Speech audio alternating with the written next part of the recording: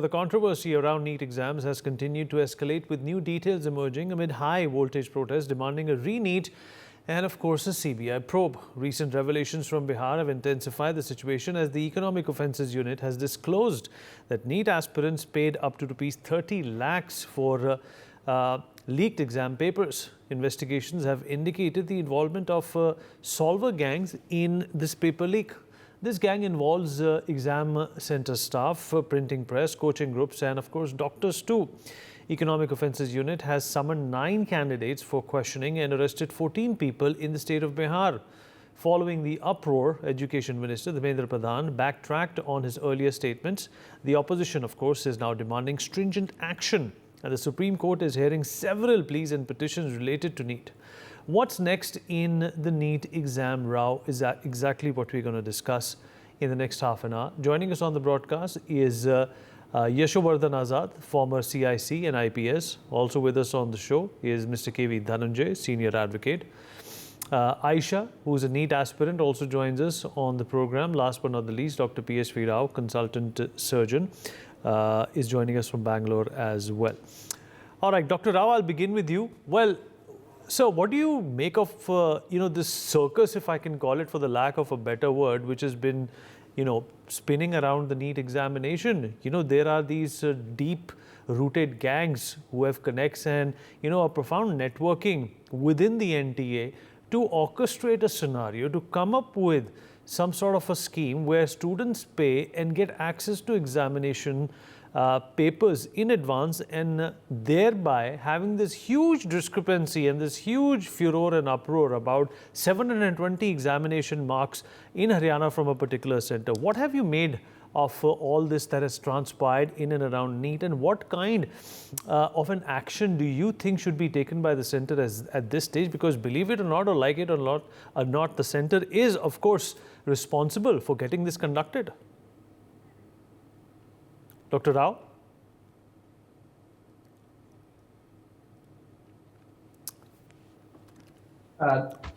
Yeah, hear me? Yeah. I can hear you, sir. Yeah, sir, speak up, please. Speak up, please. And the viewers. Yeah. Number one, I think there is. Yeah. Hear now? Hello. Go on, sir. Speak up, please. Hello. Okay, so why don't you fix your frame? Yeah. Why don't you fix your frame, sir? I'll come back to you. Let me, in fact, rope in Mr. Azad into this conversation as well. Mr. Azad, I hope you can hear me, sir.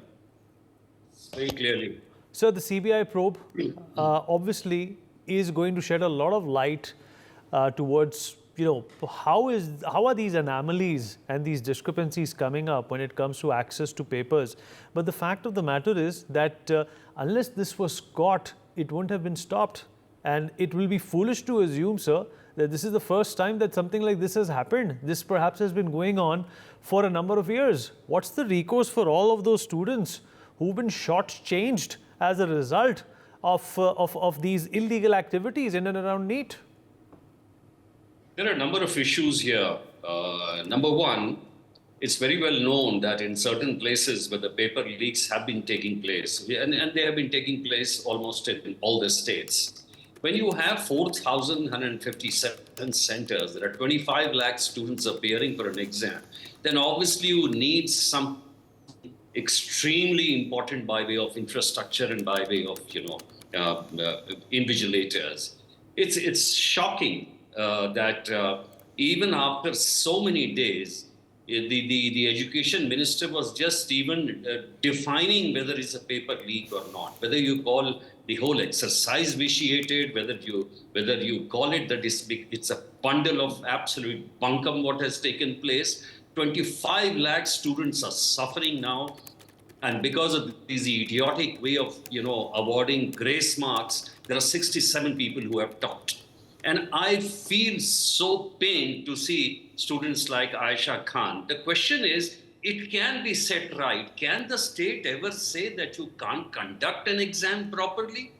The first day itself, when this happened, this whole exam should have been scrapped. Whether it happens in, Surat, whether it happens in, Jhajjar, whether it happens in Patna, the exercise is vitiated. So there is no point talking about whether it's a paper leak or whether a few centers it has happened. Number two, you see now whether the CBI looks into it or somebody else looks into it, my first issue is that there is a Director General of NTA who's an IAS officer. You have not even suspended him, you have not even dismissed him, you have not done anything about it. So that shows what? That the action again will be going in the old style. What is the action? If you take it to the court, it takes, I think the last case, it took 15 years for punishment to take place. Number three, the entire mafia, when it is behind it, whether it's the coaching mafia, whether it's the education mafia, whether it's the politician nexus who are owning these colleges, people are fighting that their colleges should become centers. Why? So that they can allow to cheat. And number four, if you really want to accord importance to this, because this is, I think, one of the most important exams in the country, I would say even more important than the UPSC, these the IIT exams and the medical exams, because I think merit is the best in these two places. Then in that case, why don't you appoint and initiate a process by which at least, put one minister in charge, one IAS is in charge, and one IPS is in charge, and say that your jobs will go if there is any kind of a leak. And you can do it if you want to, because it's the same culprits who take recourse to these measures again and again. And lastly, I was on a different channel when I was so pained to hear from these young kids who said that, our lives are being destroyed. We are spending 2 to 3 lakhs per year. Twice have appeared for this exam, and there is no guarantee whether again if the exam takes place, there'll be no leak. In a system like this, unless the cabinet, the security team gets together, the same thing will happen again and again. It can be done. It needs a political and administrative will. Absolutely. You're quite right, sir. You've hit the nail right on the head. Mr. Dhananjay, well, this has been going on for quite some time. Firstly, I would want to know, what are your legal impressions of the overlapping issues and the multitude of pleas and petitions that have been filed all over the country? And secondly, from a legal recourse, what are the students supposed to do? Even the ones who perhaps have not been shortchanged, through this uneven process or unfair process or this diluted process, they still have a right to get some recourse, because the National Testing Agency, which falls under the Ministry of Education, doesn't seem to be knowing what it's doing, or perhaps is just slipping all of these issues under the carpet for a very long time. Well, courts have limitations of their own, and more so, it's not like Shah Rukh Khan in Jawan. Like, all that he could do in that film, the Supreme Court would not be able to do that. So it's important to therefore look at solutions also outside of the court. And we've learned so much about what all has been happening. And now I think it is fair to say that there should be a re-examination, completely, a de novo. Now, having said that, the Supreme Court at the end of the day will have to give a finding, some finding of sorts. And that finding from a judicial standard may not be possible within a short time. And if you would want the Supreme Court to hear the matter at great length, consider the evidence that has been gathered so far, and then to say that the examination process appears to have been tainted from a judicial perspective by applying the well-established judicial standards, a great deal of time would be lost in that. So it's, and also the court so far has been less inclined to order a retest. The court has only looked at, what happened to those 653 or 563 students. But, one could have expected more from the Supreme Court to start with. Now, who are these children, and which were the centers that actually received these grace marks, and on what criteria? I do not know if the petitioners urged the court to look into or examine that aspect, because it's almost as if the NTA conducted some innocent mistake. What if it was not an innocent mistake? What if was there already a conspiracy of sorts? Because how do you explain grace marks of such magnitude across the country, and grace marks to 44 of them to an extent that they would just stop the examination itself? Now, even if you're an average citizen of this country who would never bother with examination fraud or whatever, you would be dumbfounded to watch this, and then you would be left wondering what's really happening in this country. So the centers, which in fact wanted grace time, and for students, what kind of information did they provide to the NTA, and what kind of satisfaction did the NTA reach in order to say that these are the children for whom grace marks should be given?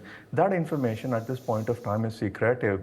The Supreme Court had an opportunity to publicly embarrass the NTA, and a democracy is a place where good things come out of embarrassment. Everybody who comes into public service is a person who takes the risk that with embarrassment, he probably would be able to do better. So unfortunately, the Supreme Court didn't embarrass the NTA at all, and I think that's a sort of failure on the part of the Supreme Court. And now holding a re-examination just for those 1,563 students is not going to help, because the public is going to not have belief in this system whatsoever. And nobody should consider any one particular incident in isolation, the manner in which the central government is dealing with this. You have a lot of information coming from Bihar. Then you have information coming from Gujarat. Why would children from Bengaluru go to a center in Gujarat to write this examination? That's an important issue to be considered. And the media in South India is on a daily basis carrying newer revelations. So this, by the way, is also circulating widely on social media. So the public, not just those who took the NEET exam, but then also, there are crores of children, parents that in fact have an interest in competitive exam in this country. So they are concerned if NEET exam that appears to be the most competitive one across all the competitive exams is going to meet up with a fate like this, it's reasonable on the part of the people to worry about what might be happening in this country. And therefore, it's important to ask for a retest, notwithstanding that there could be another paper leak in the retest, because the most that people can ask for now is, let's hope that the authorities will be careful enough to ensure that there is not a leak again. If we would want to go to the moon, if we would want to wage a war with Pakistan, I think it's more important than these two achievements to hold a NEET examination without a paper leak, because children spend, lakhs of rupees, and they work really very hard to crack this examination. The fairness of this examination is a matter on which will depend the lives of millions of children. And we really can't let them, suffer. We really can't let them be disenchanted and carry a feeling that they've been cheated. It's not good for them. It's not good for the country. When our brightest minds feel that they were cheated of an opportunity that rightly belonged to them. We've asked children to work very hard. And what NTA has done so far is not to assuage, the lost hopes and feelings of our children. We need a re-examination for NEET. I don't think there is any other option. And for that to happen, I do not know if the Supreme Court is really in a position to handle an order of that nature in a short time, because time is everything now. It's important for people to come out and protest peacefully. And look, NTA did in fact relent when there was more public pressure, when there was more social media disenchantment. NTA came out, even without the Supreme Court asking it positively to hold a re-examination. The NTA recognized its mistake. They wanted to avoid an embarrassment in the Supreme Court. They said they would hold a re-examination. So that will tell you that public protest is in fact helping. As much as the NTA has, relented and made that decision, more public protest, peacefully again, of course, will certainly be helpful for the NTA to hold a re-examination. All right. Okay. Let me also, in fact, before I bring in Dr. PSV Rao, let me also get a reaction from Aisha, who's a NEET aspirant. Aisha, thank you for joining us. So, Aisha, what do you make of what's happening right now? First of all, are you shocked? Are you disappointed? Are you worried that your future is at stake? What are your friends telling you? What are your parents telling you? And are you also, disenchanted or unimpressed with the way the NTA has, carried out this entire gamut of conducting these examinations? I will say, first of all, good evening, everyone. And I will say that the way that NT has carried this examination is actually very impressive, because how can they not think that they will get caught? Even with the grace marks and the leakings and everything, how were they so delusional that they carried with their this things that they used to do, the paper leaks and everything, and the small things even we used to see. So how can they be so delusional that this would not come in front of everyone? So that is a very way that they did not think about. I would like to say that they tried to hide the paper leak with Yes. grade marks, and I think that that was also again a very idiotic way, like sir mentioned, and all of the things followed by it, they're hiding things and then coming forward and accepting them on their own, was just a very delusional way, because every student that I know of is really demotivated and everyone knows what actually happened within the hearts, and us coming forward and protesting and speaking on news, it actually showed, and the power, and they actually had to take an action, but they just took an action for the grace marks, which is again a very wrong thing, because the paper leak was because there is social media now. If a paper is leaked, it can be into millions of children hand in just 1 minute. So it is a very bad thing that they are thinking that paper leak was only done in Bihar, and they said that they took action against it, but nothing was really done against those 35 children. Now going forward, I think everything was done very diligently by the NTA, and they did not think about the consequences. And if they would have worked harder. And I think that NTA should stop conducting this NEET exam, because this is a profession that handles human body. This is a profession that cannot be played with. A doctor who got into medical just by that 30 lakh amount, I don't think he could exactly perform a surgery as well as a person who has actually studied hard for it. So I think human body is not something that could be played with. Like as sir said, um, Dhanajay sir said that UPSC could be connected by someone else, and IIT could be connected by someone else. But I don't think NEET is an exam that could be played with, because if a person, if a You've person made a who, very important point, Aisha. In fact, let me, get some sort of a semblance to what you've said from Dr. Rao as well. Dr. Rao, a big statement being made here by a student saying that the NTA should not be responsible for conducting such a sensitive exam. It obviously has to do with the welfare of other people. It's a medical exam. It's going to decide how good you are at fixing people. It's going to decide how reliable and dependable and accountable you are when it comes to taking care of other people's bodies. And obviously, the NTA is at this point in time not seeming very confident. Good evening to all the panelists and viewers. Yes, there is no doubt that there is enough evidence now that this exam needs to be reconducted, and it should be done at the earliest so that the students don't suffer. One. Second, the point that raised by Aisha, we can't just dump the whole exam system because of some people have been inefficient. We need to reform it.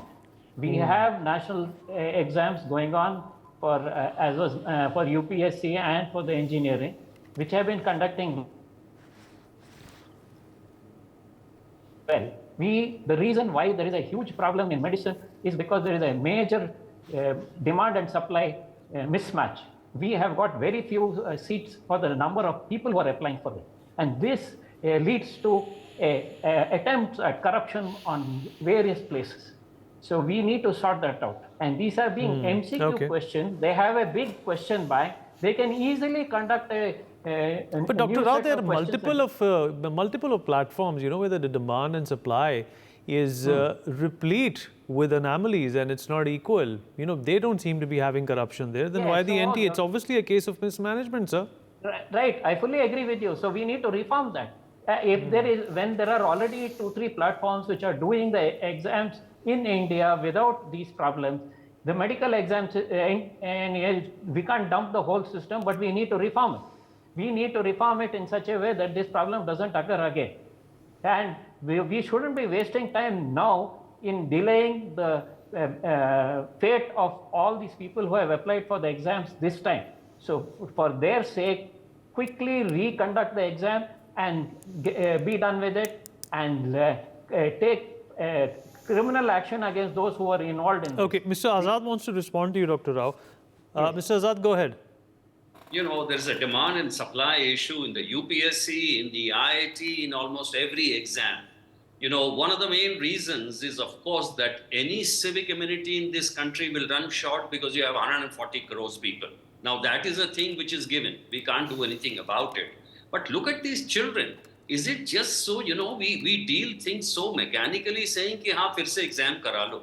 But these 25 lakhs people, look at them, the way they have been. I know because in my family, people have come through this exam, the way they have to burn the midnight oil and the kind of tension. And I tell you, the parents themselves collapse under the strain when they see their children suffering like this. Now, the issue is, look at as Aisha talked about, the kind of coverage they were giving. Covering by giving grace marks, saying that a few centers have been ruined here and there.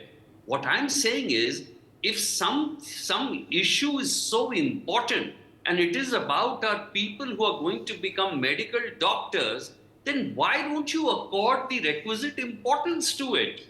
Why don't you have the entire infrastructure geared towards it? It can be done. What I'm not saying that. What I'm saying is more important. Yeah. It needs more infrastructure and it needs the right kind of officers to do it, which Right. it's not doing. I am talking about the Present immediate stage, problem. the NTA is not capable. Okay, let I'm Dr. Rao talking about the clarify. immediate Let problem. Mr. All right, Mr. Azad, let Dr. Rao clarify. Dr. Rao. See, I am talking about the immediate problem of this batch. I am not saying a permanent. I am saying this batch will now need to have a re-exam because the whole thing is controversial now. That already I have said in Yes. the beginning or see. The No, second that's day not they the should have point. announced. Yes, And and- why have they delayed so far? You know, that is wrong, but they need to do it immediately. Secondly, they need to reform the whole exam system. If UPSC and IIT, I mentioned that, if they can have the engineering people can have a correct exam, why can't we in medicine have it? I am not, so that needs to be reformed. But immediate problem is these students' careers can't be ruined. So we need to have an immediate re-exam, and there are enough questions in the question Okay, bank. all right, If okay. They can do it. Okay. Let Aisha speak. Aisha wants to come in. Aisha, go ahead. Aisha, go ahead. She's frozen, no? Well, I would like to say that they were given a responsibility once and for a long time, and they did not make it right. So Yes. I think that they do not deserve a chance again because they played with 25 lakh students, and I don't think that defines that they should get another chance. I think that a better agency who could conduct exams more strongly and who have more command on the people working down on them, I think they should be given a chance, and I think that NTA doesn't deserve it again. Okay, Mr. Dharmendra, do you think that the NTA should in fact be removed of this responsibility? It will not be the first agency, though, in India who's botched up an important examination or an important process that particular agency is in charge of. Well, there are many long-term things to do, but for the re-examination, it is logistically not possible to entrust the work to any other person. So NTA, with whatever expertise it has gathered so far, is a lone person that we can entrust the re-examination task to, because the re-examination can't happen in September. It has to happen in the shortest possible time. And it's a logistical issue, and therefore, as much as we all have this, great anger at NTA, that's the only body that actually can now conduct the examination for this year. Perhaps from the next year onwards, we will need to have a rethink, and there are so many long-term perspectives that we have to get into. But the problem in our country is that very often we really won't be able to think for the long term because you always have firefighting to do for the present. For the present, so much more is coming out every day. It's like cancer metastasis. You see it somewhere. You can't just assume that, okay, the tumor has spread to this particular site. You would want to examine the whole body and find out where else the tumor has spread to. So similarly, if you get to know what's happening in Bihar, what's happening in Gujarat, what happened in Bangalore, what happened, I think, in Madhya Pradesh, then you will find that, okay, so there seems to be a systemic issue of corruption in the holding of this examination. And what makes corruption possible is, of course, a right. broader issue. I don't think about which this is even the time to think about. What makes corruption possible? 24 lakh children are watching us. I don't think we really want to bore them with things like what all should we do in the next All right. 5 years. For more such videos, subscribe to the NewsX YouTube channel, hit the bell icon.